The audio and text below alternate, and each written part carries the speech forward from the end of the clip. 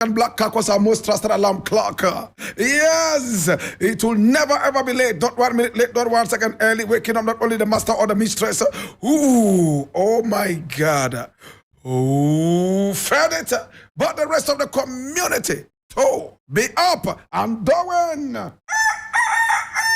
Oh, remember when we used to tell each other, early in the morning, tomorrow when you hear the crow of the African black cock, you must know it's me, myself, and I, saying thank you for everything you've done for me today. And of course, previously.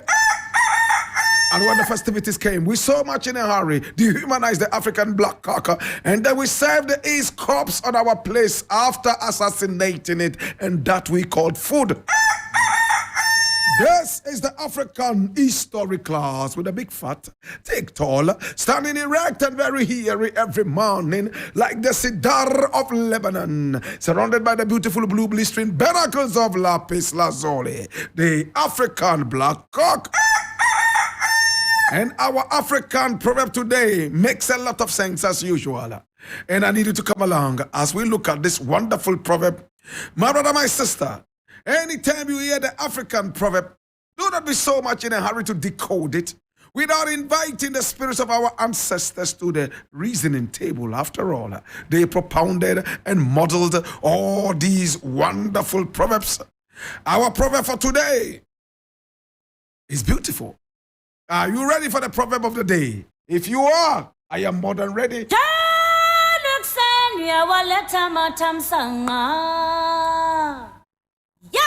Now, our African proverb of the day comes all the way from the Gruchi people of Ghana.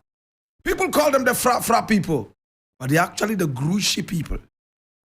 My brother, my sister, they speak a language called Gruni, but many people say Fra. Fra is only a nickname. Yeah, Fra simply means, how are you doing?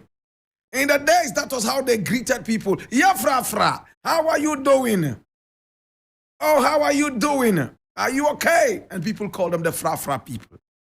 My brother, my sister, they live in the upper east region of Ghana, but they spread all the way into Burkina Faso and some other parts of Africa. They are the Grunchi people, and they speak Gruni.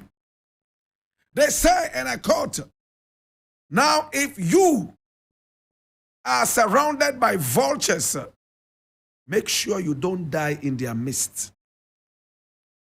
My God. If you are surrounded by vultures, make sure you do not die in their midst. My brother, my sister, my professor at the University of Central Missouri will tell me, Black Rasta, let your success be your revenge every time.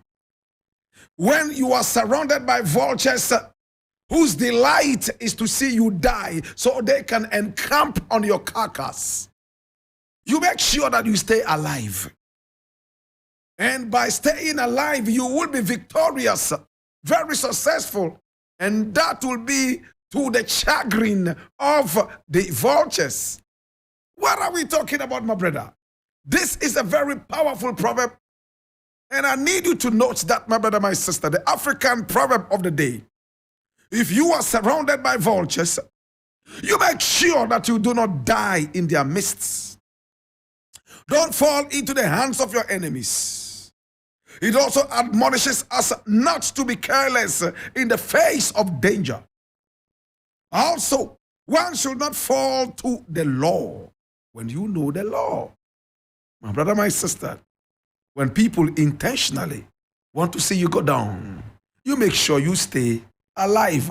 This is the proverb of the day in the African history class.